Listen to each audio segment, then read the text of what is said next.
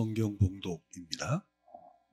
이 성령의 보내심을 받아 실루기아에 내려가 거기서 배 타고 구브로에 가서 살라미에 이르러 하나님의 말씀을 유대인의 여러 회당에서 전할세 요한을 수행원으로 두었더라. 온 섬 가운데로 지나서 바보에 이르러 바예수라 하는 유대인 거짓 선지자인 마술사를 만나니 그가 총독 서기오 바울과 함께 있으니 서기오 바울은 지혜 있는 사람이라. 바나바와 사울을 불러 하나님의 말씀을 듣고자 하더라.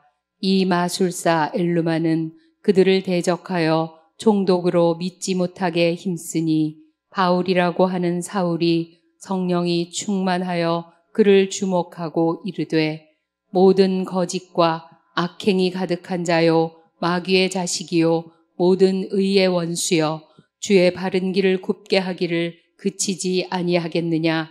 보라, 이제 주의 손이 내 위에 있으니 내가 맹인이 되어 얼마 동안 해를 보지 못하리라 하니 즉시 안개와 어둠이 그를 덮어 인도할 사람을 두루 구하는지라. 이에 총독이 그렇게 된 것을 보고 믿으며 주의 가르치심을 놀랍게 여기니라. 아멘. 본문을 중심으로 마귀의 실제란 내용으로 말씀을 대언하겠습니다.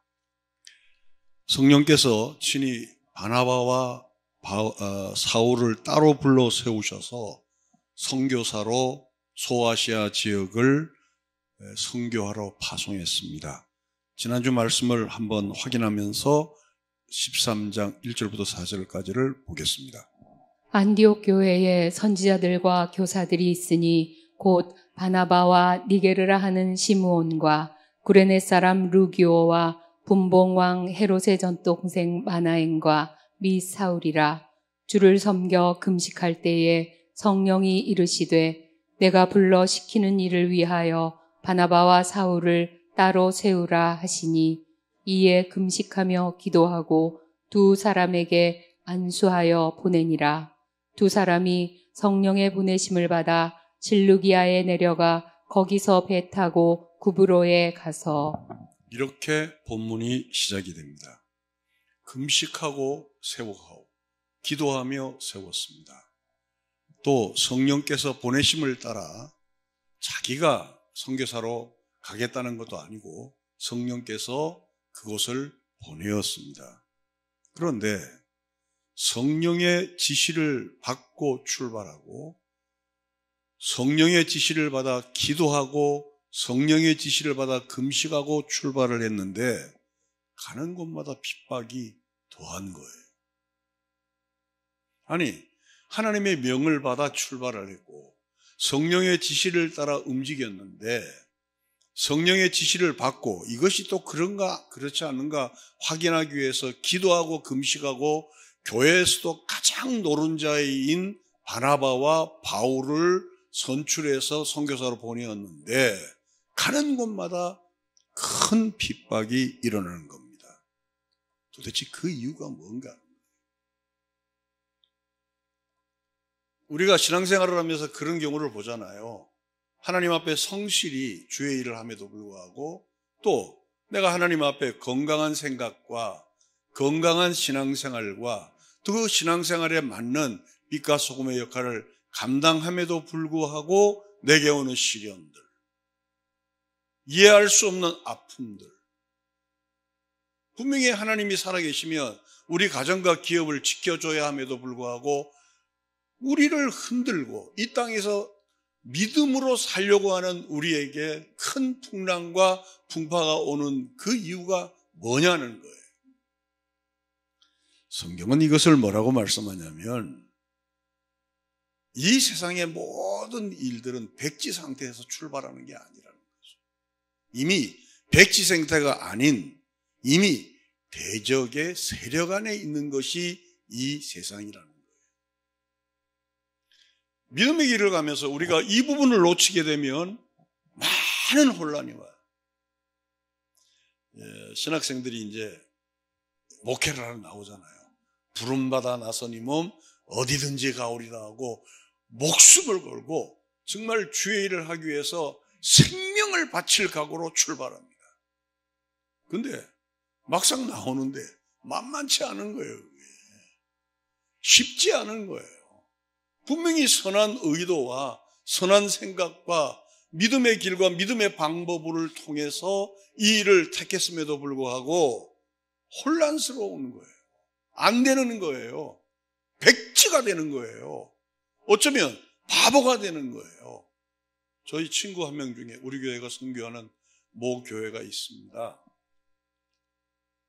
이 친구는 연세대학교에서 상대를 졸업하고 거기 대학원까지 공부한 친구예요. 목회를 하는데 안 되는 거예요. 아버지가 멕시코 대사로 계시고 집안 자체도 정말 아주 좋은 믿음의 집안, 이북에서부터 믿음의 이 기반으로 잘 다져온 가정이에요. 심지어는 어느 정도까지 가냐면 목회하다가 뇌졸중까지 걸렸어요. 그래서 그 친구하고 얘기하면 한마디 얘기 들으려면 2분을 기다려야 돼요. 왜? 생각을 정리하고 나와야 되기 때문에. 도대체 하나님께서 어떤 계획을 가지고 그러신가라고 이 친구도 굉장히 자기의 그 진로에 대해서 고민이 많았었어요. 이것은 성경이 말씀하는 것은 이미 이 세상은 깨끗한 백지 상태에서 하나님이 그려나가시는 것이 아니라 이미 다른 세력이 이 세상을 지배하고 있다는 거예요. 만약에 우리가 이 부분을 알지 못하면 정말 신앙생활은 복잡해집니다.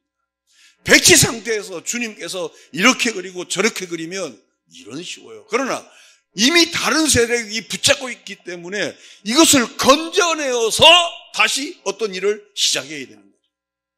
그 과정이 너무 우리 쪽에서 보면 이해가 안 가고 어렵고 이게 무슨 일인가 싶고 내가 잘못 믿은 거 아닌가 싶고 예수 믿어 내게 유익이 뭔가 하는 이런 충격 속에서 신앙생활을 영위할 경우도 있다는 거예요. 오늘 저는 이 부분에 대해서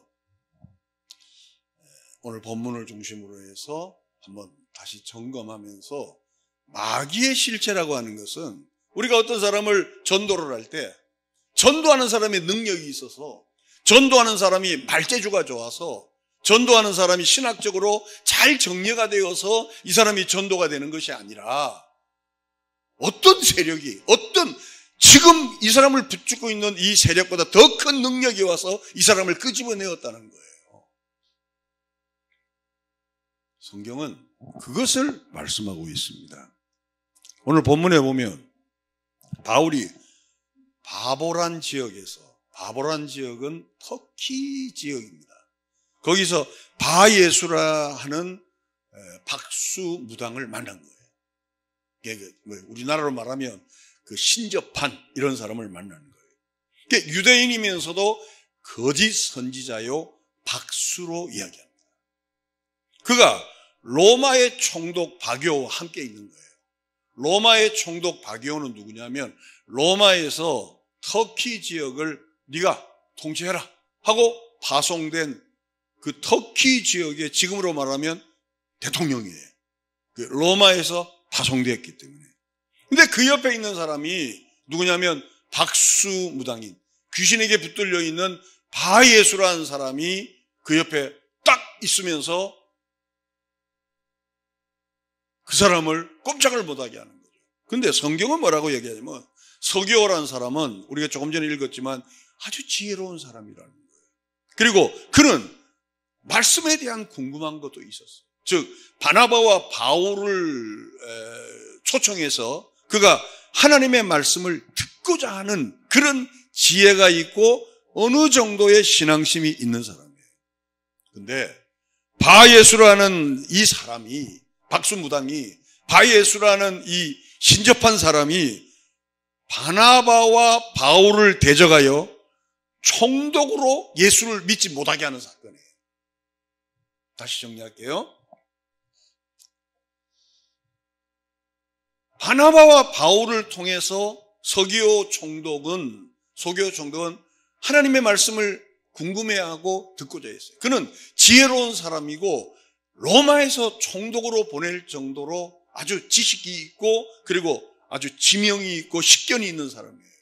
근데 바예수라는 이 박수, 귀신에 물든 사람이, 신접한 사람이 서기오를 자기 마음대로 자기 수하에 놓고 움직이는 거예요. 듣지 마라, 가지 마라, 하지 마라, 초청하지 마라, 이렇게 하는 거예요. 근데 그거를 이 지혜로운 사람이 듣고 있더라는 거예요. 성경을 다시 확인해 보겠습니다. 사도행전 13장 9절에서 10절입니다. 바울이라고 하는 사울이 성령이 충만하여 그를 주목하고 이르되 모든 거짓과 악행이 가득한 자요 마귀의 자식이요 모든 의의 원수여 주의 바른 길을 굽게 하기를 그치지 아니하겠느냐. 바예수가 바나바와 사울을 대적하며 총독으로 믿지 못하게 하는 이 사건을 바울은 뭐라고 정리를 하냐면 이 9절에서 10절까지 마귀의 자식의 특징을 이야기하면서 마귀의 속성을 이야기하면서 네가 지금 마귀에게 붙들려 있다는 거예요. 여기서 우리가 한 가지 생각할 부분은 우리가 도적질을 하는 것은 내가 어떤 사람의 물건을 훔쳤기 때문에 도적질을 하는 것이 아니고 이거는 내가 어떤 사람의 물건을 훔치는 것은 내 안에 있는 죄의 속성에서 죄의 그 속성이 현실로 나타나는 거예요. 어거스틴이 그런 얘기를 했잖아요. 우리가 사과나무를 따먹기 때문에 죄인이 아니고 내가 죄인이기 때문에 사과나무를 따먹는다는 거예요. 무슨 얘기냐? 마귀의 실제와 그 마귀의 현상은 우리가 구분해야 돼요. 그 사람이 마귀의 실제에 있기 때문에 마귀의 현상이 드러나는 건데 우리 한국은 특별히 한국교회는 마귀의 거품을 물고 나가니 과거를 이야기하니 광기가 나니 눈빛이 어떠니 이런 얘기를 우리는 너무 감동을 받아요. 그러니까 조금 식견이 있고 교양이 있고 이렇게 예의가 있고 매너가 있으면 그 사람은 귀신하고 관계없는 사람인 줄 알아요. 이렇게 침을 흘리고 머리를 이렇게 머리에 장미 꽂고 산으로 쫓아다녀야 이게 귀신 들린 건지 알지. 교양이 있고 예의 있고 매너가 있고 신사적이면 마귀하고 관계없는 줄 알아요. 제가 오늘 설교를 하는 목적은 이 부분을 깨트려요. 교회 안에도 교묘하게 그런 사람이 들어올 수가 있죠. 우리 주변에도 아주 괜찮은 사람이, 젠틀한 사람이, 멋있는 사람이 그런 경우가 있을 수가 있죠. 아니, 예수를 잘 믿다가도 한순간에 그런 사람이 생겨날 수가 있어요. 제가 지난번 그 세대교회 집회를 갔을 때 옛날 우리 교회에 있던 어떤 자매가 이제 교회 이제 강권한 걸 보고 곶감을 들고 저를 찾아왔더라고요. 그래서 막 반기면서, 왜냐하면 제가 주례하고 떠난 지가 거의 한 30년? 한 7, 8년 됐어요. 개척 때부터, 암사동 개척 때부터 같이 있었던 자매인데. 그 자매를 보면 내가 한참 아주 반가운 일이 한번 정신이 나갔던 사람이에요. 근데 하여튼 이런저런 경륜을 통해서 제가 이제 이게 녹음이 되기 때문에, 녹화가 되기 때문에 자세한 설명은 못하지만 저는 너무 반가운 거예요. 궁금했거든요, 사실. 궁금했어요. 과연 이 사람이 한번 이렇게 정신이 나갔다가 들어왔는데 어떤 형태의 사람으로 변화되는가 보니까 그 세대된 교회가 큰 교회잖아요. 거기 보니까 그 앞에서 안내위원 팀장이 돼가지고 옷도 이 가운, 분홍색 가운을 입고 막 진두지휘를 하면서 하는 모습을 볼 때 정말 감사하더라고요. 근데 그런 반면에 우리의 신앙이 날로 이렇게 후퇴하다가 나중에는 잘못된 방향으로 갈 수가 있다는 거예요. 그 사람이 교양이 있든 그 사람이 예의가 있든 우리가 보기에는 젠틀하든 과거의 누구든 상관없이 우리는 이 마귀의 실제 앞에 무너질 수가 있다는 거예요. 그러면 성경에서 말하는 마귀의 실체는 뭐냐는 거예요.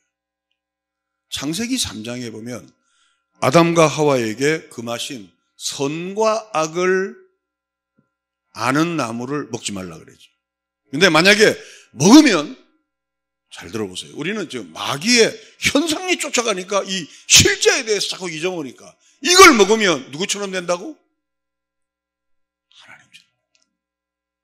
그러니까 하나님처럼 된다는 게 무슨 얘기냐면, 내가 처음에는 우리 주 예수 그리스도 나의 주 나의 하나님 하다가 어느덧 우리의 신앙이 퇴색되고 우리의 신앙이 점점 얕아져서 내 인생과 내 모든 계획이, 내 모든 삶이 내가 결정해.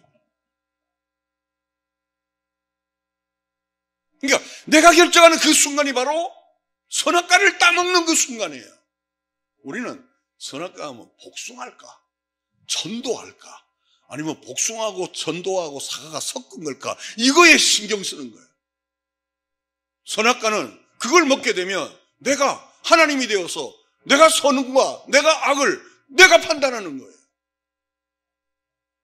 그러니까 오늘날 우리나라 정치권이 얼마나 하나님이 많은 줄 몰라요. 아니, 정치권이 아니고 우리나라 전체 백성들이 정치에 혈안이 되어 있어요. 악과 선을 우리가 법이란 테두리 안에서, 성경이란 테두리 안에서 보는 것이 아니고 내 기준에서 이건 악이야, 이건 선이야 판단하는 거예요. 누가 와도 안 바뀝니다. 이게 누구의 잘못이냐? 저는 교회의 잘못이다. 우리 목사의 잘못이다. 예. 여러분 지금도 여러분 예수 잘 믿는 것처럼 보이죠? 내 스스로 앉아서 내 인생을 내가 판단하고 내 물질을 내가 판단하고 내 자식을 내 마음대로 하고 내 모든 걸 내가 하나님이 되어서 내가 결정하는 것은 선악과를 다 먹어. 성경에서 사단의 일은 사단의 현상, 뭐 거품을 불고 늘어지고 뭐 미친 여자처럼 뭐 장대꽃 꽂고 뭐 들로 산으로 쫓아다니더라가 아니고, 성경에서 사단의 일은 하나님 없이 인간 스스로 하나님처럼 사는 자를 이야기합니다. 다시 정리할게요. 성경에서 말하는 사단의 일은 하나님 없이 자기가 하나님이 되어서 스스로 하나님처럼 살아가는 자를, 선악과를 따먹은 사람. 그렇다면 지금 이 온 세상이 누가 와서 나를 구원하기 전에는 어떤 능력 있는 세력이 이 세상을 잡고 있다는 거죠. 그걸 에베소서는 뭐라고 얘기하냐면 공중권세 잡은 자라. 이해가시면 아멘? 그렇죠. 공중권세 잡은 자라. 창세기 3장 15절입니다. 내가 너로 여자와 원수가 되게 하고 내 후손도 여자의 후손과 원수가 되게 하리니 여자의 후손은 내 머리를 상하게 할 것이요 너는 그의 발꿈치를 상하게 할 것이니라 하시고. 15절 상을 다시 한번 해보세요. 이 내용은 앞으로 예수님이 이 땅에 오시기 전까지 이 세상이 어떻게 될 것인가를 말씀합니다. 내가 너로 여자와 원수가 되게 하고 내 후손도 여자의 후손과 원수가 되게 한다. 모든 사람들은 다 아버지가 후손이죠. 근데 여기는 독특하게 영어에 뭐라고 되어 있냐면 여자의 후손이다. 즉 남자의 몸을 빌리지 않은 여자의 후손이라는 거예요. 즉 누구를 예표하는 거죠? 예수님을 예표하는 거죠. 그러니까 이 땅에서 모든 성경의 역사가 흘러가면서 뱀이 하는 일은, 뱀의 후손이 하는 일은 여자의 후손의 발꿈치를 무는 일을 하는 거예요. 그러니까 여자의 후손이 하는 일을, 즉 그리스도가 가는 길에 계속 태클을 거는 거예요.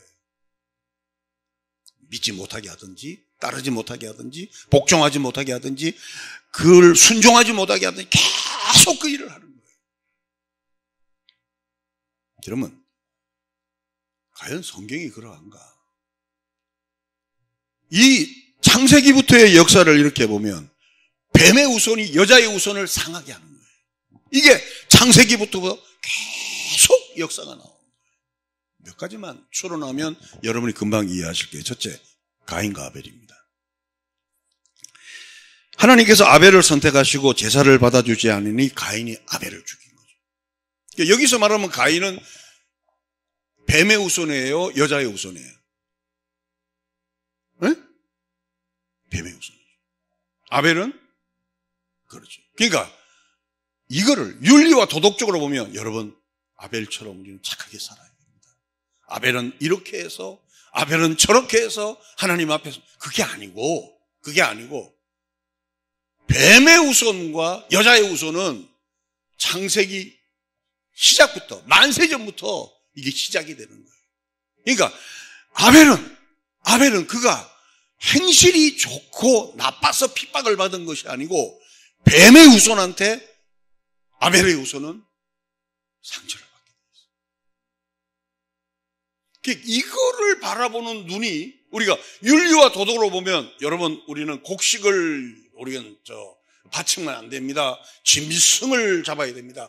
양을 잡아서 이거는 정말 천부당만부당하는 일인지 창세기 3장은 레위기가 있기 전의 일이에요. 레위기는 창세기, 레위기, 민수기, 신명기 이렇게 나가잖아요. 그렇죠? 창세기에서는 아직 피해 제사란 말이 없었어요. 그러니까 여기는 뱀의 후손과 여자의 후손을 나타내기 위해서 말씀하신 내용들이라는 거죠. 그래서 가인에게는 죄를 이길 능력, 죄의 욕구를 이길 수 있는 힘이 없는 거예요. 이것이 가인에게만 죄의 욕구나 죄를 이길 수 있는 힘이 없는 것이 아니고 우리 인간이 누가 그보다 더 센 자가 와서 나를 건지기 전까지는 우리 인간도 나와 여러분도 죄를 이길 수 있는 힘도 없고 죄의 욕구를 극복할 수 없는 힘도 없는 거예요. 이것을 말씀하기 위해서 가인과 아벨 사건을 창세기 초두에 등장시키는 거죠. 두 번째로는 이스마엘과 이삭입니다. 하나님께서 아브라함에게 믿음의 자손을 주겠다고 약속함에도 불구하고 하갈을 통해서 이스마엘을 낳죠. 그리고 그 다음에 사레를 통해서 이삭을 낳지 않습니까?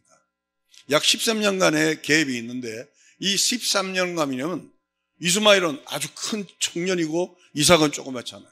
그러니까 자꾸 이삭을 때리는 거예요.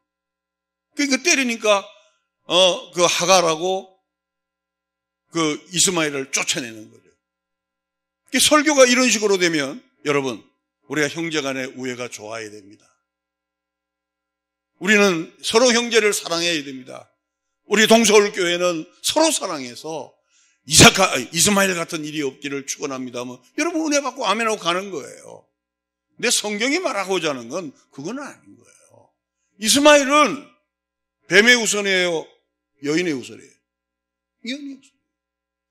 여인의 후손이 가는 길과 그리스도의 뒤를 따르는 길을 보여주시는 거예요.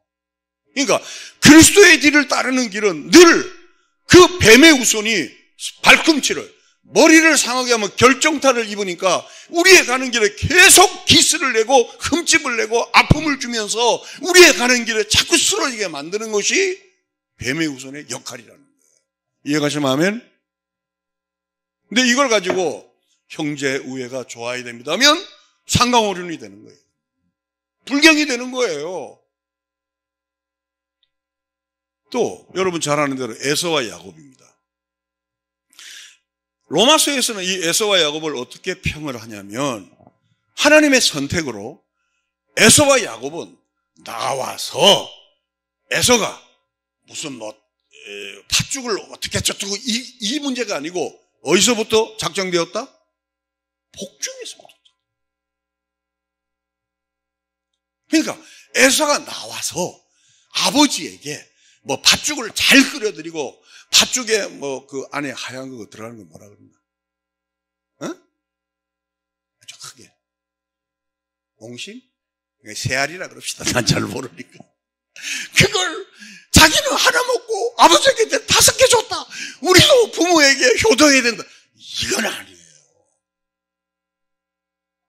하나님의 자녀가 가는 길에는 뱀의 우선이 하나님의 자녀를 문다는 거예요. 그러나 물어도 결정타인 머리를 물지 않고 어디를?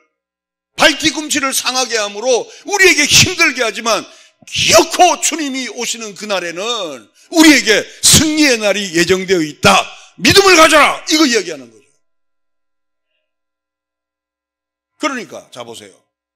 이제 다시 본문으로 들어와서 안디옥 교회에서 출중한 인물을 둘을 보냈잖아요. 바울과 바나바를 보냈잖아요. 성령이 지시한 대로 했잖아요.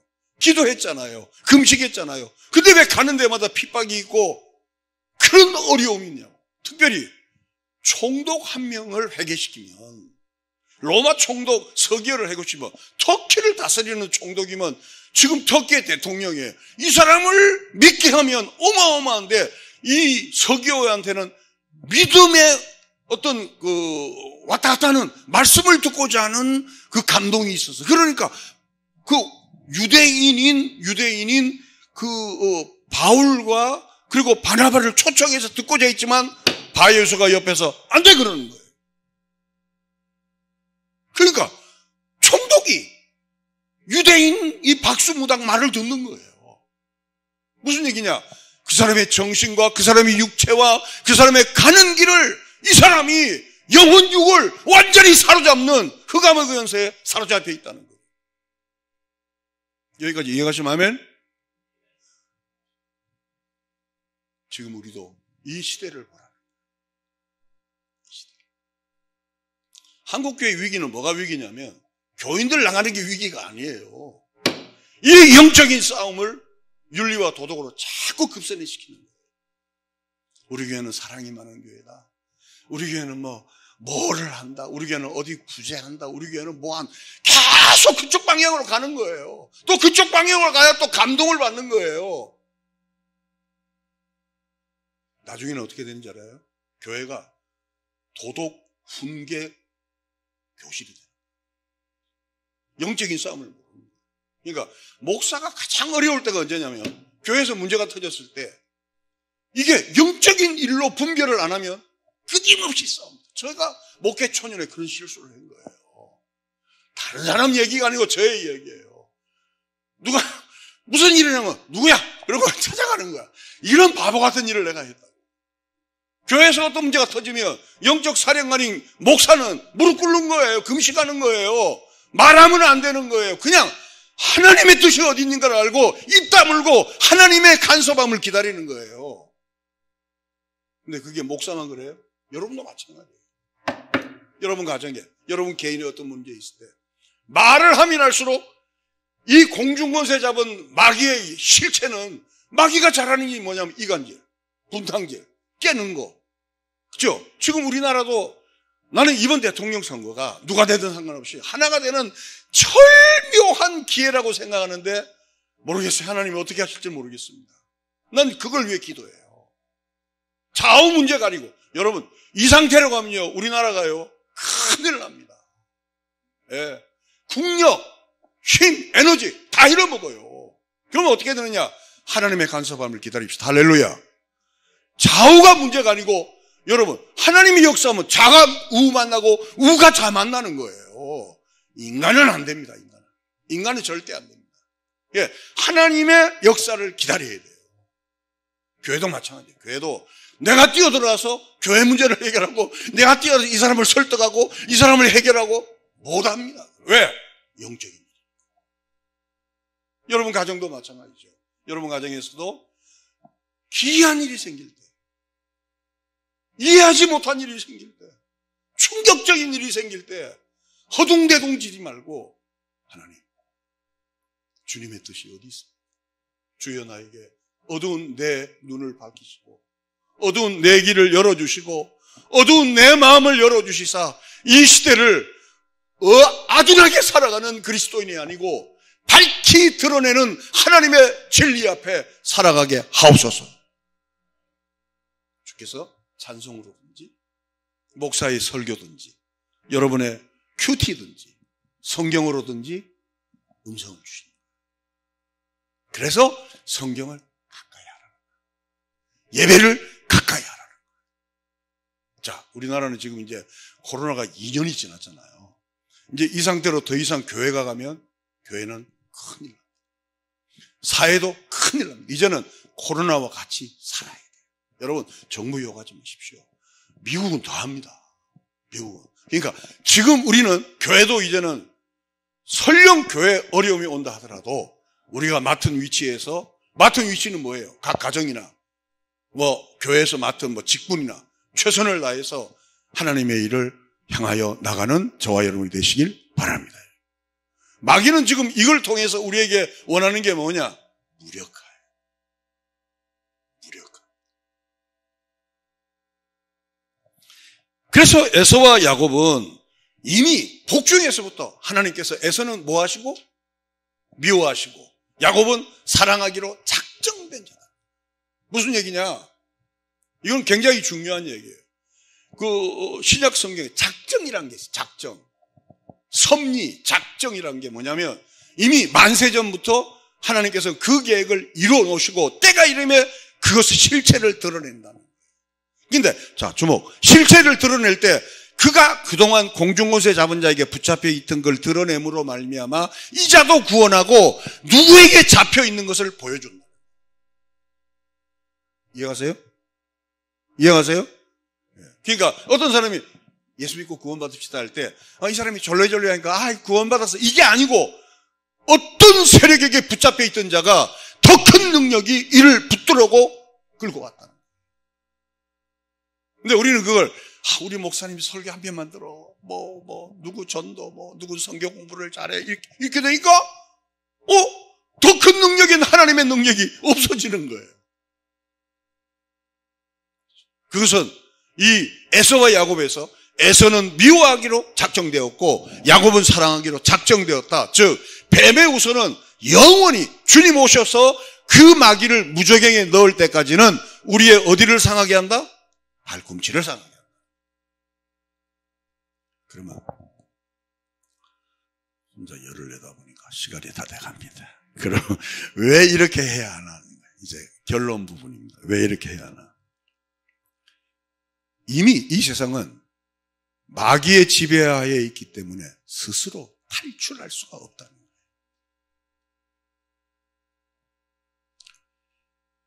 가인과 하벨도 이스마엘과 이삭도 에서와 야곱을 통하여 여자의 우선과 뱀의 우선의 싸움이 어떻게 전개될 것인가를 창세기를 통해 보여주십니다.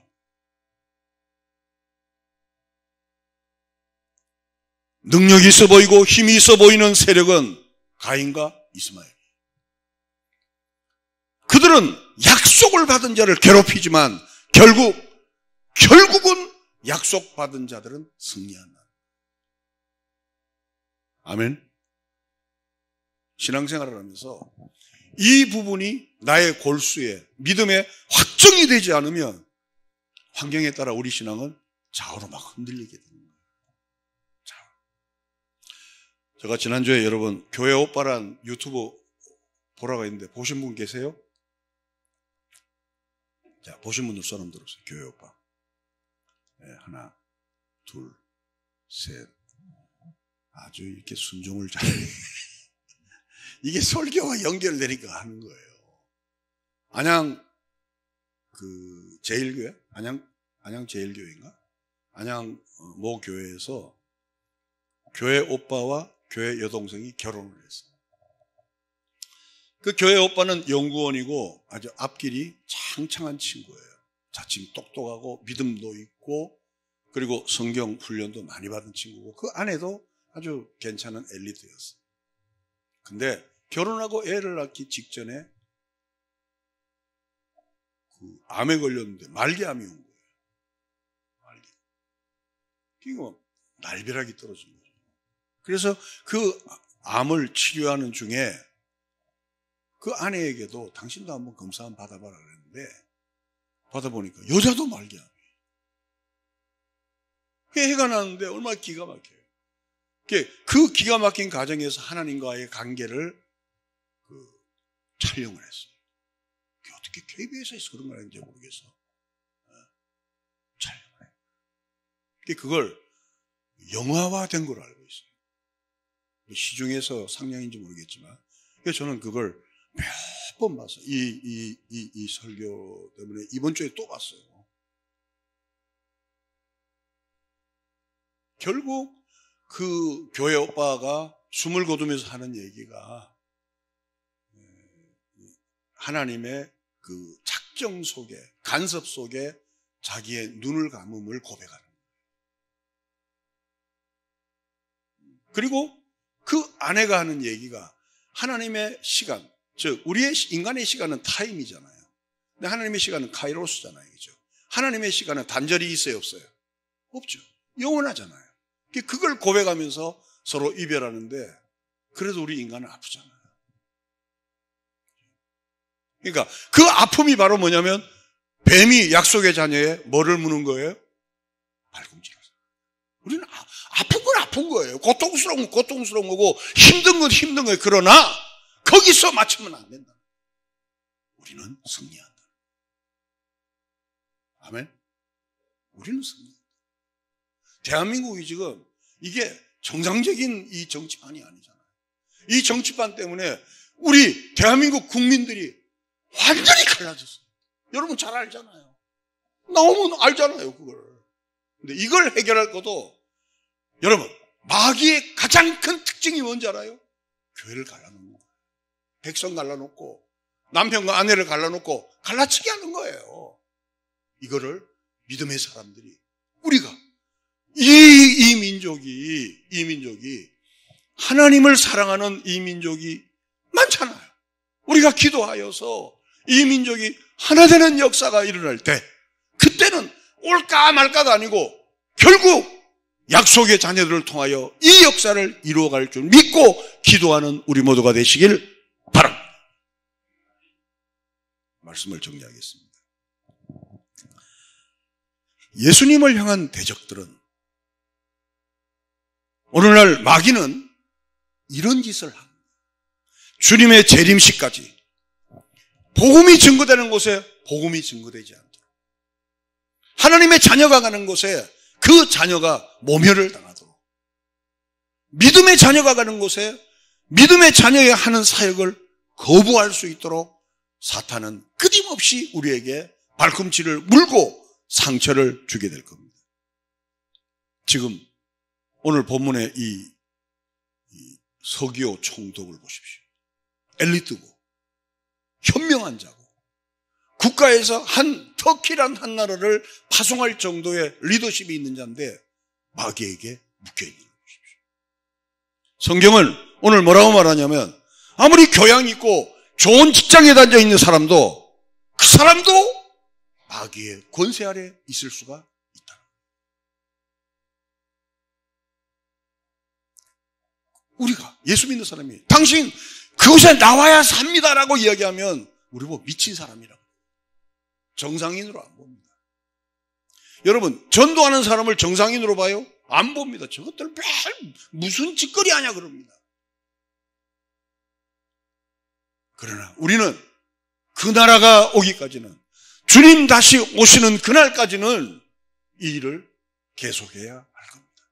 마귀가 그의 역사를 마치고 무적행으로 들어가는 그 순간까지는 하나님 없이도 살 수 있다는, 하나님 없이도 살 수 있다는 착각하게 만드는 이 마귀의 세력을 예수의 이름으로 물리치고 주 안에서 승리하는 동서울 성인교회 교우들, 오늘 유튜브로 예배하는 우리 모든 성도들이 이제는 선악과를 제자리에 갖다 놓고 하나님 없이도 살 수 있다는 이 어리석음에서 벗어나서 하나님만이 나의 주요, 하나님만이 만왕의 왕이요, 우리 주 예수 그리스도만이 나의 지킬 자임을 고백하면서 함께 은혜의 길로 나아가십시다. 고마우신 아버지 하나님 감사합니다. 언제나 우리는 스스로 하나님처럼 살고 싶어 합니다. 누구의 간섭을 받기도 싫어합니다. 그러므로 우리는 믿음을 갖고 있다 하면서도 보이지 않는 약속의 세계를 믿지 못하게 하고, 눈에 보이는 사실만 믿고 살게 하는 것이 마귀의 지배 아래 있는 나의 모습을 현저히 바라봅니다. 주여, 나를 구원하여 주옵소서. 나를 구원할 자는 나보다 능력이 많으시고 사단의 권세를 제압하고 그 머리를 상하게 하고 결국은 마귀의 무저갱으로 끌고 가게 하실 예수 그리스도의 능력밖에 없음을 알고 예수님만을 의지하는 우리 모두가 될 수 있도록 축복하여 주시옵소서. 예수님의 이름으로 기도하옵나이다. 부활이요 생명이신 우리 구주 예수 그리스도의 은혜와 하나님 아버지의 극진하신 사랑하심과 성령님의 교통 충만하신 역사가 스스로 하나님처럼 살고자 하고 누구의 간섭을 받기를 싫어하는 내가 오늘 이 말씀에 돌아서서 보이지 않는 약속의 세계를 믿고 눈에 보이는 사실만을 믿고 사는 마귀의 지배 아래 있는 모습이 아니라 주님의 약속하신 그 나라를 현실로 바라보며 믿음으로 전진하길 원하는 모든 성인의 권속들 머리 위에 하나님의 축복이 이후로부터 영원토록 함께 있을지어다. 아멘.